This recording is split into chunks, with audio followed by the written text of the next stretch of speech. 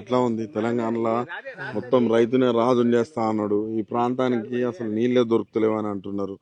ఎట్లా ఎట్లా ఉంది రేవంత్ రెడ్డి పరిపాలన?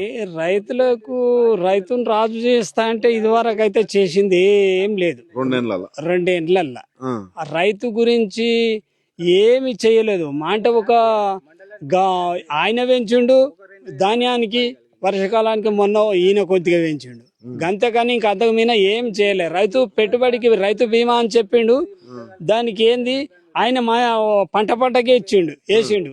ఈయన 2 పంటలకు కూడా ఇది వరకు 3వ పంటకు కూడా ఆయన డిసైడ్ ఒకసారి కన్ఫర్మ్ చేసినాక గవ్వి పడ్డాయి, మళ్ళీ ఒకసారి వేసిండు. ఈయన 2 ఏళ్లకు 4వసారి వచ్చేది కదా, 2 సార్లు వచ్చినాయి. మరి 2 సార్లు వచ్చినాయని మీరు అంటారు. ఆయన కాడ మరి ఆయన దొంగను చూసినట్టు చూస్తారట. ఆయన డబ్బులు తెచ్చి మీకు ఇద్దామంటే మరి ఆయన కాడ డబ్బులు లేవు అట. ఏం చేయంటారు? నన్ను కోసిన పైసలు లేవు, మరి ఏం చేయండి నేను అంటాను.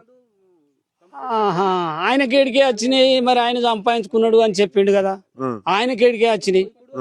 ఇప్పుడు ఈయనకైతే డబ్బులు లేవు. మన కేంద్ర ప్రభుత్వము అంతా ఒకటే రాష్ట్రానికి ఇంత, గీ రాష్ట్రానికి ఇంత అని పంచుతుంది కదా.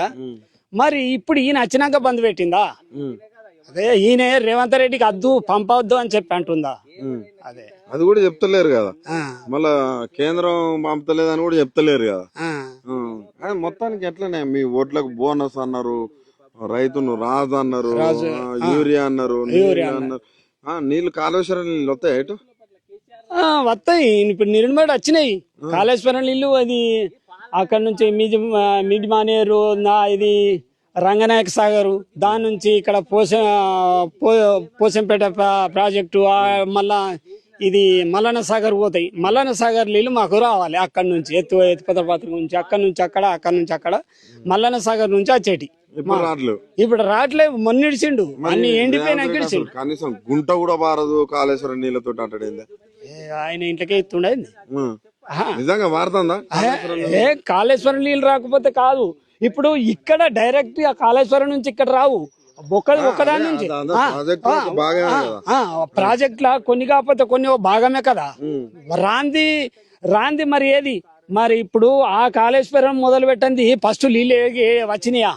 ఇక్కడ వచ్చినాయా? పండేదానే అప్పుడు ఉమ్మడి ఆంధ్రప్రదేశ్ ఉన్నప్పుడు రాజశేఖర్ రెడ్డి, చంద్రబాబు నాయుడు ఉన్నప్పుడు మీకు వచ్చేది బొట్టు రాకపో యాడి సగం ఎండిపోవు. మళ్ళీ గింతగానం మేము చేయలే భూములు. ఈయన వచ్చినాక చాలా ఇక నీళ్ళ ఆధారం దొరికింది కాబట్టి ఇంత చేసినాం. ఈ తెలంగాణలో ఇంట్లో చారణ మందం పంట పండలే మాకు, ఈ నీళ్ళ వసతి లేక. ఇప్పుడు మంచిగా పండేటి ఈ సంవత్సరంలో నీళ్లు ఏదో వస్తాయి అని చెప్పి వేసిండ్రు రైతులంతా. ఏదో నిర్మట్లకి వస్తాయి మనకు, అదే టైంలో వస్తాయి, శీలరాళ్ళకు నీళ్ళు వస్తాయి అని చెప్పి వేసిర్రు. ఈ టైం ప్రకారంగా రాలేదు.